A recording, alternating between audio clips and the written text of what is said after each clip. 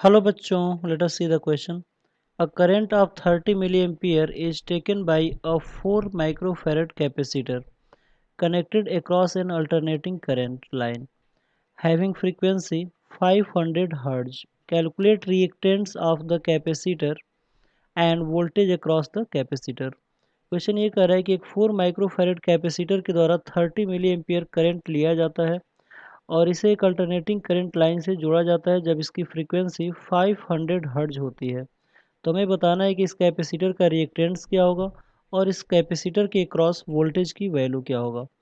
तो आइए देखते हैं इस क्वेश्चन का मेन की कॉन्सेप्ट क्या है जिसके बेस पर हम लोग इस क्वेश्चन को सॉल्व कर सकते हैं। तो की कॉन्सेप्ट हम लोग समझेंगे कि वो कौन सा ऐसा कॉन्सेप्ट है जिसके बेस पर हम लोग इस क्वेश्चन को सॉल्व कर सकते हैं। तो आप लोग देख सकते हैं कि अल्टरनेटिंग करंट से सिर्फ एक कैपेसिटर की जोड़ने की बात की जा रही है, यानी कि और कोई भी डिवाइस नहीं जोड़ा गया है। यानी कि एक प्योर कैपेसिटिव सर्किट बनेगा और इस सर्किट का जो इफेक्टिव रेजिस्टेंस होगा वो सिर्फ और सिर्फ कैपेसिटर के द्वारा होगा, जिसको हम लोग कैपेसिटिव रिएक्टेंस कहेंगे और वही इस क्वेश्चन में कैलकुलेट भी करना है। तो इस क्वेश्चन में हम लोग देख सकते हैं कि ये प्योर कैपेसिटिव सर्किट का क्वेश्चन बन रहा है, यानी कि this question is based on pure capacitive circuit. तो आइए देखते हैं कि क्या गिवन है और फिर इस क्वेश्चन को हम लोग सॉल्व करेंगे। ठीक है, तो आप लोग देख सकते हैं यहाँ पे करंट की वैल्यू दिया है, यानी कि IRMS की वैल्यू दिया हुआ है और ये कितना दिया है 30 मिली एम्पियर, यानी कि इसको एम्पियर में अगर कन्वर्ट करें तो ये हो जाएगा 30 इंटू 10⁻³ एम्पियर। फिर कह रहा है कि कैपेसिटेंस की वैल्यू दिया है कितना 4 माइक्रोफैरड, तो इसको अगर फैरड में अगर कन्वर्ट करें तो ये हो जाएगा 4 इंटू 10⁻�6 फैरड। ठीक है, और अल्टरनेटिंग करंट इसका फ्रीक्वेंसी दिया है अल्टरनेटिंग करंट का और कितना दिया है 500 हर्ट्ज दिया हुआ है।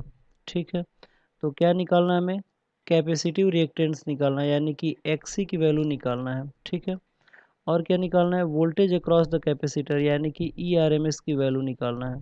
ठीक है, तो आइए देखते हैं। सबसे पहले अगर बात हम करें XC का, जो कि इस सर्किट का इफेक्टिव रेजिस्टेंस होगा, तो XC को हम लोग कैपेसिटिव रिएक्टेंस बोलते हैं और इसका फॉर्मूला होता है 1/ओमेगा C।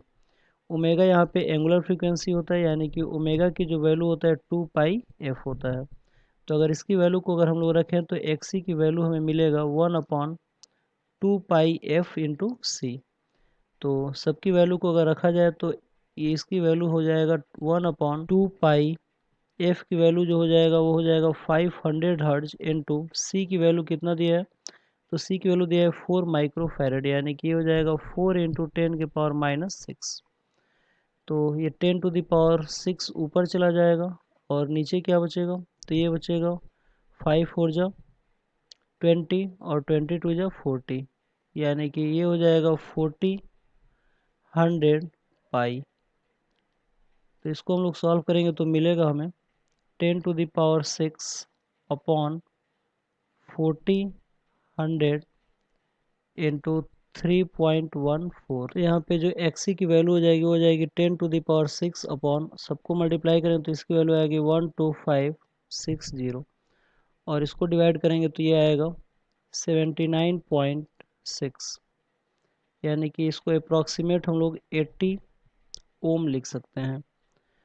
तो कैपेसिटिव रिएक्टेंस की जो वैल्यू आएगा वो आ जाएगा 80 ओम या 79.6 ओम। ठीक है, और क्या निकालना है हमें इस क्वेश्चन में, तो यहाँ पे ERMS की वैल्यू निकालना है। तो ERMS का जो फॉर्मूला होता है IRMS equal to ERMS upon XC, यानी कि यहाँ से अगर हम लोग ERMS की अगर वैल्यू निकालें तो ये हो जाएगा ERMS is equal to XC into IRMS।